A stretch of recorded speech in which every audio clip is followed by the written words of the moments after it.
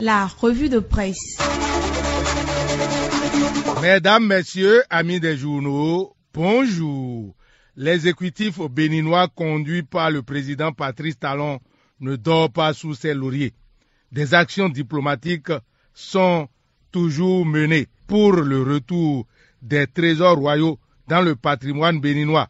Et Matin Libre découvre un retour historique après plus de 2 siècles d'absence. Un précieux symbole du royaume de Dahomey s'apprête à retrouver sa terre d'origine. Le cataclè, tabouret royal à 3 pieds, sera officiellement restitué au Bénin le 12 mai 2025. C'est une nouvelle qui résonne avec une force particulière en cette journée mondiale du patrimoine africain, à en croire Matin Libre. Le cataclè, ancien siège royal à 3 pieds, incarne une part précieuse de l'histoire du royaume de Dahomey.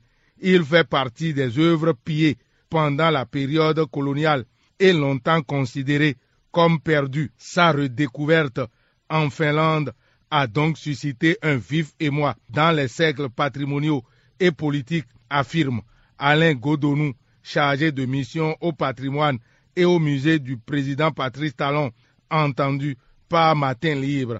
C'est une délégation finlandaise conduite par la ministre de la Culture, Lena Talvitie, qui est attendue à Cotonou le week-end prochain. Des hommes d'affaires finlandaises feront également partie du voyage, à en croire Fraternité, qui note ensuite que ce retour du cataclè marque une étape importante dans le processus de réappropriation du patrimoine culturel béninois. Cette œuvre précieuse viendra enrichir la collection des trésors royaux restitués au Bénin, portant le nombre à 27, ajoute Fraternité, appuyée par le matinal, qui certifie que le cataclè sera de retour à Cotonou le 12 mai prochain dans le cadre de la restitution des trésors royaux du Bénin. Ce retour bécaye du cataclè dans le patrimoine culturel du Bénin est annoncé alors que hier, 5 mai 2025, l'Afrique tout entière, avec l'appui de l'UNESCO, célébrait la journée du patrimoine mondial africain, une occasion de mettre en lumière les sites naturels et culturels d'exception du continent, tout en appelant à une mobilisation internationale pour leur protection, note le journal dirigé par Chérif Riwanou, Matin Libre. Le quotidien du service public La Nation reste dans le milieu culturel pour faire un dossier sur les rituels et cérémonies d'Abikou dans le sud Bénin. Les morts successifs d'enfants dans un foyer sont révélatrices dans certains milieux du sud du Bénin de l'esprit Abikou. La tradition a en effet mis en place des remèdes mystico-spirituels pour mettre fin à cette série de décès et stabiliser la vie des survivants, souligne la plume de Alain Alabi dans le quotidien La Nation, qui relève que le concept Abikou est clarifié dans ses colonnes par Richard Plagueto Abikounon, prêtre Abikou.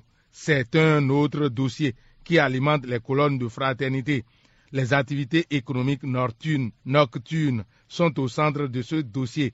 Ange Mpoli Ntouama, l'auteur d'un article du dossier de Fraternité, trouve qu'à Cotonou et environ un réseau d'activités économiques gravite autour des belles de nuit, bars, vendeurs ambulants, chambres de passe et divers commerces s'organisent pour répondre aux besoins des personnes qui fréquentent ces zones.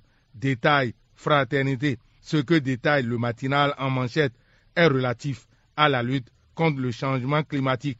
Le Bénin, un modèle africain en marche, titre le journal, qui a vu le ministre José Tonato dresser un tableau éloquent des avancées du Bénin dans la lutte contre les effets du changement climatique entre leadership politique affirmé, innovation technique et action concrète sur le terrain.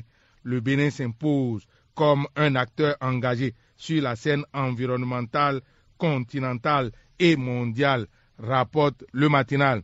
Des actions sont faites aussi au Bénin en matière des télécommunications. À cet effet, l'économiste de Léonard Dossou compte 66,12 milliards de francs CFA de recettes recouvrées par l'ARCEP Bénin. en 2024. Une prouesse que salue en manchette le quotidien L'Économiste. Le milieu pécuniaire a intéressé aussi le Béninois libéré qui se préoccupe de la lutte contre les crimes financiers. Le cabinet secrétariat a récemment publié un rapport intitulé Global Financial and Economic Crime Outlook 2025, offrant une analyse des tendances et risques liés à la criminalité économique et financière pour l'année en cours. Sur 177 pays, le Bénin a réalisé des progrès significatifs, relève le Béninois libéré. La manchette du quotidien La Nation respire aussi les finances publiques. Une stratégie d'endettement prudente notée. La dette publique du Bénin reste viable avec des indicateurs rassurants malgré la conjoncture. Selon la Caisse autonome de gestion de la dette, elle note une stratégie d'endettement prudente et de vulnérabilité faible au terme de la gestion 2024, rapporte la plume de mon confrère Claude Urbain Plabeto dans les colonnes du journal La Nation. Sur le plan politique, en ce qui concerne le code électoral en lien avec les élections générales de 2026, Matin Libre, journal dirigé par Chérif Riwanou, révèle que des confessions religieuses abdiquent, elles abandonnent le combat. Peut-on comprendre ainsi? Nous, on s'arrête là. On ne peut pas imposer au chef de l'État de procéder à la relecture du code électoral, a laissé entendre Michel Alokpo, membre du cadre de concertation des confessions religieuses, dans un entretien exclusif accordé à Matin Libre. S'agissant du code électoral, le matinal rapporte que la Cour constitutionnelle déboute Daniel Sarekpira au sujet de son recours contre les articles 92 et 93. L'autorité de la chose jugée est évoquée, souligne le matinal. Une révélation est faite par La Nation. C'est dans le cadre de la promotion du dialogue politique que le médiateur de la République est allé chez Maître Adrien Hongbeji.